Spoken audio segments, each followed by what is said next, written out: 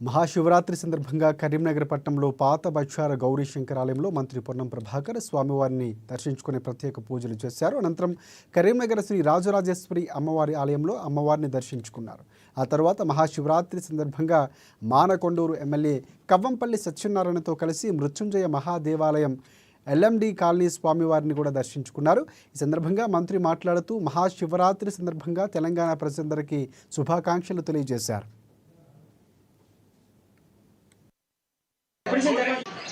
LMD మృత్యుంజయ శివాలయం లోపల ఈరోజు గౌరవ శాసనసభ్యులు కవ్వంపల్లి సత్యనారాయణ గారితో కలిసి మహాశివరాత్రి పర్వదినాన శివుని దర్శించుకోవడం జరిగింది.